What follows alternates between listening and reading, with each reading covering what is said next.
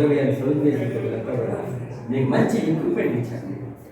మంచి ఎక్విప్మెంట్, మంచి ల్యాబ్ ఇచ్చారు. అలాంటి ల్యాబ్ నేనే కట్టకూడదు. నేను వినియోగం చేశాను.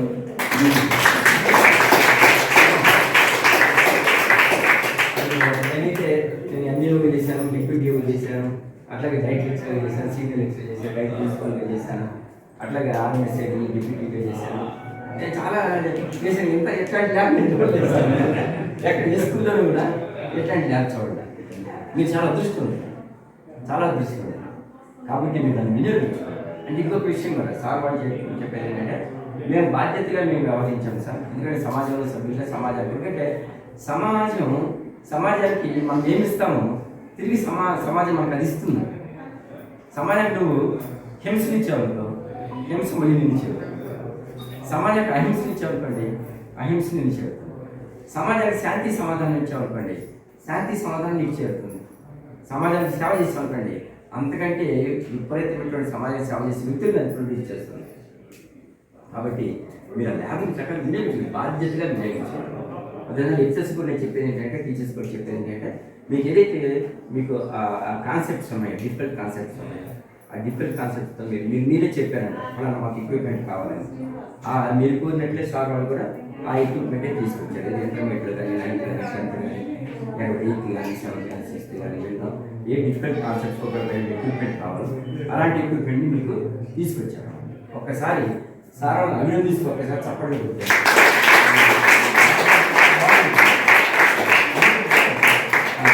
కాబట్టి సమాజం గురించి ఆలోచించిన వ్యక్తులు ఇదే స్కూల్లో చదివారు, ఇదే స్కూల్ నుంచి వాళ్ళు గొప్పవాళ్ళు. కాబట్టి ఎప్పుడైనా ఒకటే గుర్తుంచుకోండి, వానజల్లు పడిందనుకోండి, వానజల్లు పడినప్పుడు అది నదిలో అది పదిలమయ్యి పంటలకు పరిచయం కావాలి, కానీ సముద్రంలో సమాధి కాదు.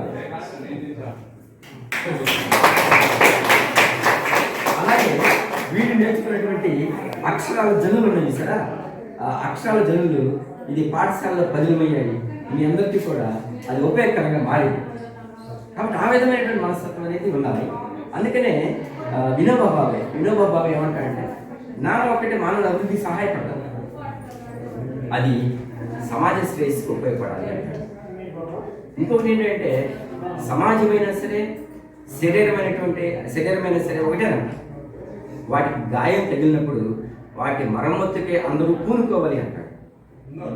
కాబట్టి సార్ వాళ్ళు మంచి ఉద్దేశంతో వాళ్ళు కేవలం కలవటమే కాకుండా వీళ్ళంతా కలిసి చాలా ఆనందించవచ్చు. మనం పొలాలప్పుడు అలా చోట కూర్చుంటాం. కొంతమంది అయితే ఈ సీట్లో కూర్చుంది అనుకోండి, ఆ సీట్లో కూర్చొని ఫోటోలు దిగుతారు. కానీ ముందు కూర్చున్న మధ్య కూర్చున్న కొంచెం నిలుస్తుందిగా కూర్చోవచ్చు. వెనక కూర్చున్న వాళ్ళని పాఠాలు వినకపోతే డస్ట్ విసిరేసి అప్పుడు మళ్ళీ తిరిగేవాళ్ళు. అప్పుడు నాకు వాళ్ళ పిల్లలు కొడితే టీచర్స్ కొట్టి నా పేరెంట్స్ కొట్టలేదు, కానీ బాధేవాళ్ళు. ఇంకో పెట్టి ఏది గంటలోకి వచ్చినా కూడా బాధేవాళ్ళు.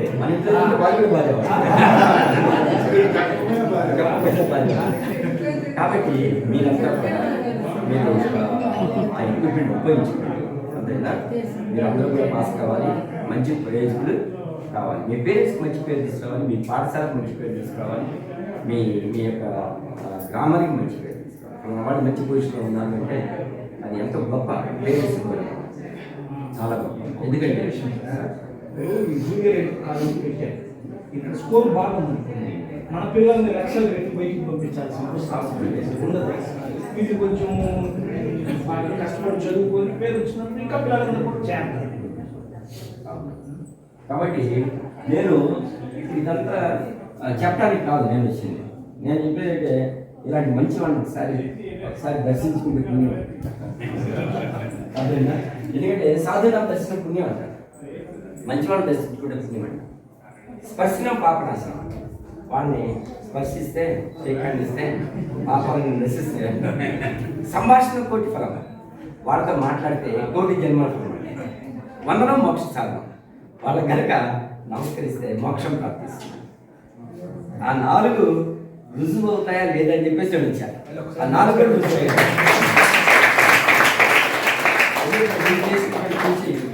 అమోఘమైంది, చాలా అద్వితీయమైనది, చాలా అపురూపమైంది. మా పాఠశాలలో ఏంటంటే ఎంత ఎక్విప్మెంట్. ఎందుకంటే మామూలుగా వచ్చేసేసి ఏదో బ్రేక్ఫాస్ట్ చేసి లంచ్ చేసేసి ఏదో 4 మాటలు మాట్లాడుకుని అప్పుడు విషయాలు మాట్లాడుకుని మీ పిల్లలు ఏం చేస్తారు, బాగా ఎదిగారా లేదని చెప్పేసి వెళ్ళొచ్చు. కానీ బియాండ్ దట్ మా స్టూడెంట్స్కి మా తర్వాతి తరాలకు మనం ఏమైనా చేయగలమా అని ఆలోచించారు. కాబట్టి 4 వాక్యం మొదటిసారి చెప్తాను. సాధునాం దర్శనం పుణ్యం, స్పర్శనం పాపనాశనం, సంభాషణం కోటి ఫలం, వందనం మోక్ష సాధనం. దానికోసం నేను వీళ్ళందరినీ కూడా సందర్శించడానికి వచ్చాను. వాళ్ళు నాకైతే చాలా హ్యాపీగా ఉంది. ఈరోజు యాక్చువల్గా ఊరు వెళ్ళాలని అనుకున్నా, కానీ నేను సైన్స్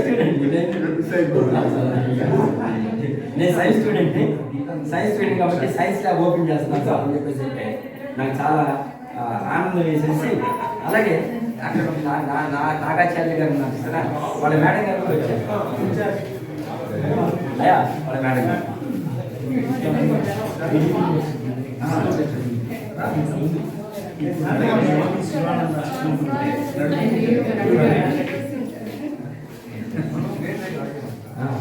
ఈమె రమాదేవి ఇక్కడ పక్కన దశరథ అమ్మాయి నువ్వు పేరు ఆమె విజయలక్ష్మి.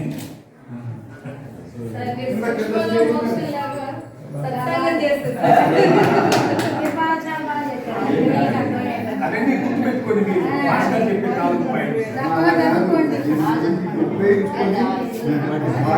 జాగ్రత్తగా భవిష్యత్తులో మీరు బాగుపడి మళ్ళీ కూడా మీరు మంచి పొజిషన్ ఉన్నప్పుడు బాగా చదువుకుని ఉద్యోగం వచ్చినప్పుడు మీరు కూడా ఈ స్కూల్ సేవ చేయాలి.